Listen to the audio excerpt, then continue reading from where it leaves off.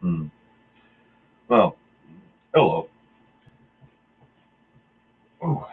Uh, Today is just going to be a little, well, I couldn't tell you how many times I've had to deal with someone in a comment section or somewhere, someone trying to troll, saying, "Well, where's your data? Where's your data? Where's your data?" Regardless of as to whether or not we go and we all typically go and post our source material in the description box. Pretty much universally, I don't know too many MGTOWs that don't source their information. But uh, I've had to deal with some of these from time to time, and this past one I've had to deal with, I came across some a very usable site, and I will be leaving this in the box as well. But this is the world's 10 most divorced nations. Now, the sad part is, I actually have to say that the truly sad part about this is that the United States comes in dead last. There are 9 countries with a higher divorce rate. Well, without further ado, the article. The United States has a 53% divorce rate. That's on the first marriage, and it's usually within about the first 5 years. I'm adding that a little bit in here with other information. Here it says, United States is one of the world's countries with the best known statistics around marriage and divorce, and which is true. We don't find too many stats from South America or Southeast Asia. That information just is not being collected. And that alone is being used as a weapon against us. Well, we don't see this over in Malaysia. We don't, and we don't go and see this in Colombia. They don't really keep all those records. But I did find something out that was pretty cool. The divorce rate in Brazil is actually going up, which I personally find really funny because that's where the Japanese are trying to get a lot of people to go and immigrate from. They're trying to get a bunch of people to immigrate from Brazil to Japan. And part of the goal of that is to help sexualize the population. It's not working, but anyways, back on track.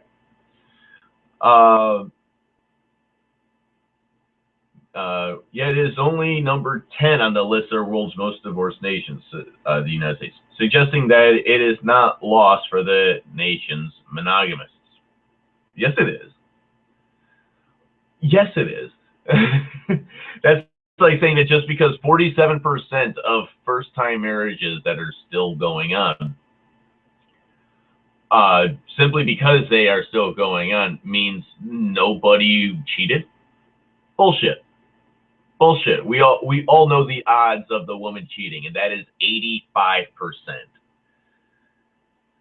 So that, yeah, all but about 15% of these guys could probably assume that of the total number, you probably assume that they're being hamstrung. There is actually one divorce every 6 seconds in the United States. And for those people that, especially the women that came out, well, you just haven't found the right woman yet. For the man who's been divorced twice before, there's a wonderful, nifty statistic that 73% of third marriages end in divorce. They just decided to go and put that in there. France actually comes in a little higher with 55%, but understandable since apparently the women there think running into churches without tops is a way to protest something the government is doing. I don't get it. It's like anything that a chick can go and protest, she has to go and do it topless. And if anyone says anything, you're a sexist pig and you need to be arrested. I don't get that. If these chicks want to go and run around topless, I really don't care. But if you're gonna bitch about someone looking or comparing or trying to go and hold you responsible for breaking a law or something, and you want to bitch about sexism, you know, I'd rather see you hanging underneath a bridge. But that's just me.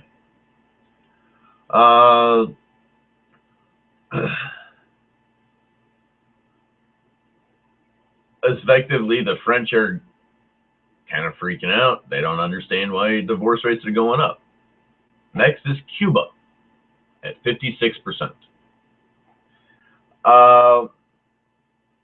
Honestly, it's no fault divorce, no fault divorce, no fault divorce. Okay, so we're good for now. We have the U.S., we got France, we got Cuba, all no fault divorce. We have Estonia, no fault divorce. What else do we have? Oh yes, we have a welfare safety net system to catch all these women. Estonia, huh? At 58%, 58% divorce rate. Luxembourg at number 6 at 60%. 60% of these guys right off the bat are getting boned. And we're still seeing this disparity here between the number of divorces and the statistics of the percentage of women who cheat. There's still a lot of women here who are not getting caught cheating. Spain just barely goes and beats out Luxembourg at 61% compared to 60%. But what they note for Spain is that it's not just that divorce rates have been climbing, but that marriage rates have been falling.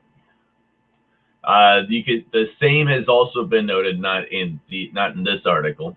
The same has been noted, I know, in the United States and at least in Britain, but we're not there yet. Oh, Czech Republic.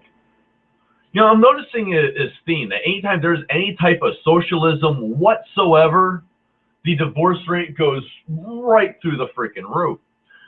Among the Czech Republic, 66% divorce rate. First-time marriages.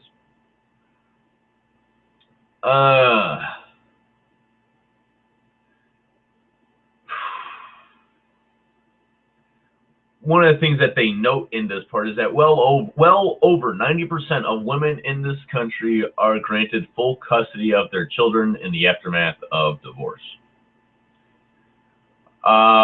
This is in the Czech Republic. Why are there not more MGTOWs out of that are like Czech? Oh, Hungary. Dear God, seriously, any place that was touched by socialism. Holy crap, 67% in Hungary. Now, what I find interesting is that the marriage rate has dropped so much over here. This is where I think a lot of people miss a lot of data.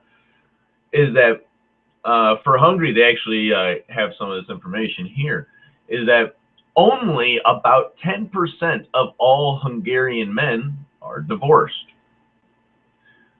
But I find this interesting because of the way that they're wording it. While 12.4% in the nation have been previously married. 10% of all Hungarian men are divorced, while 12.4% have been previously married.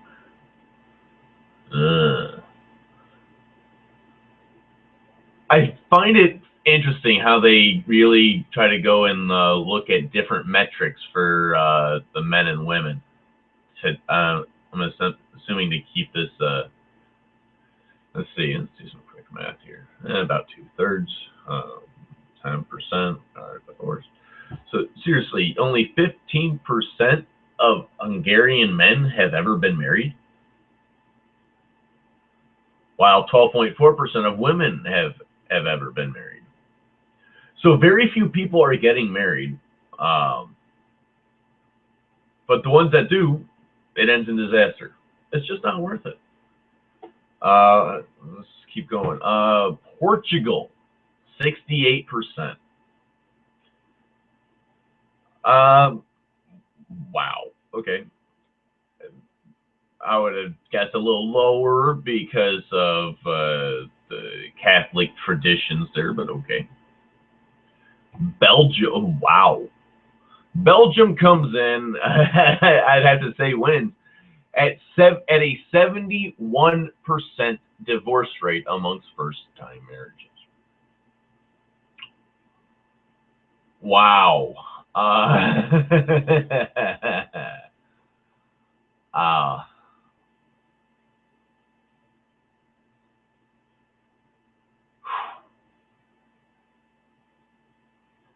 so once again, de facto separation, meaning no fault divorce. Only about a third of marriages actually last, which is wow.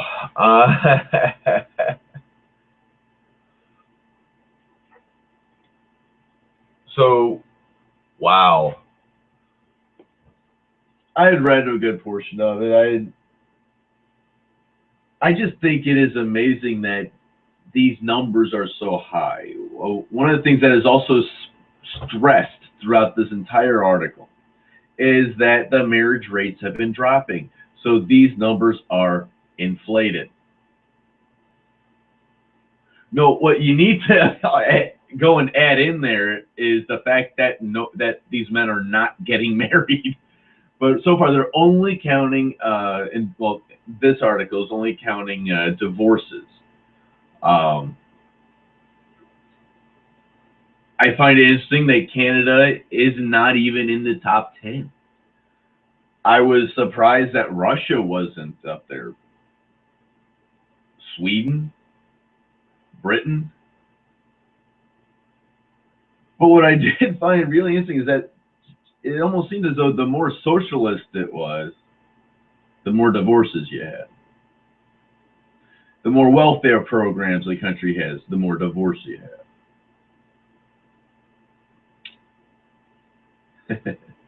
Well, have a good day. I'm going to be leaving this resource in the description box. I want to see at least someone else use it. Well, see ya.